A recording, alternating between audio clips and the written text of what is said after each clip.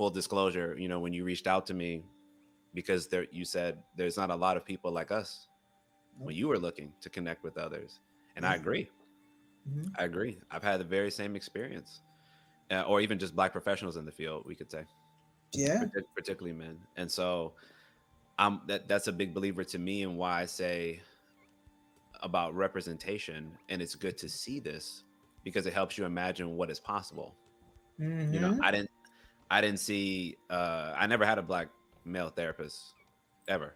Wow. All my therapists were white women. Wow.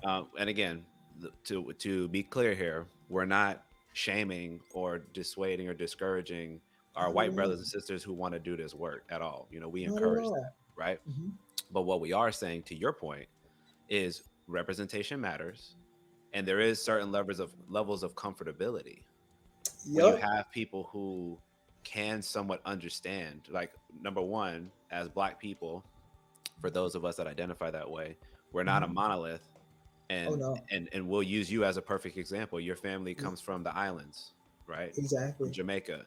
Jamaicans are not the same as Haitians, or not the same as Nope. people who come from the motherland in the continent of Africa. So Hmm. we're not gonna make it sound like we all have the same experience because we have similar backgrounds. Exactly. But there are attributes or aspects that sometimes are in common, and it Hmm. can help when you don't have to explain all of that to Oh, somebody, when they can sort of get it. It's like, yeah, brother, I feel like you can get me there.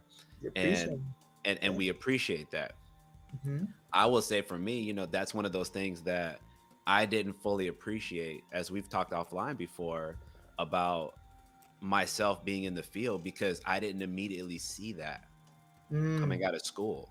It wasn't like I was like, people were telling me, "Oh man, they're gonna need you, brother.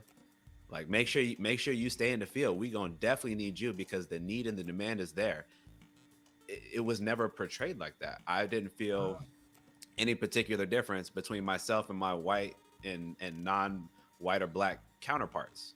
We all Wow. sort of got groomed the same way, because of the Mm. institutions. Went to a PWI, predominantly white institution. You have that expectation, so it's not like, I expected them to be like an HBCU or something. But Right. Right. I do think that that was another reason that called me to want to do this type of work, number one, and then put together this type of platform that we're talking on, because you got to see it. You got to know and listen to people like us that are in the field and say, hey, if y'all are out there and you're interested in doing this type of work and it might call to you, brother, sister, we need you.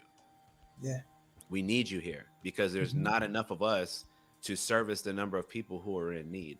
And I feel like our community is just starting to wake up Hmm. to really, not that we haven't acknowledged that there was issues there, but that we're starting to be more willing to acknowledge them and actually Yep. do something about them. Yep. Yep. It's one thing to know it's there and then put it to Yeah. the side. It's another thing to acknowledge it and say, okay, what do I need to do about it? And I Yeah. feel like we're on the cusp of that reality becoming more prevalent, which is really great for people Yes. like me and you and others that Hmm. really want to help provide a lot of that help.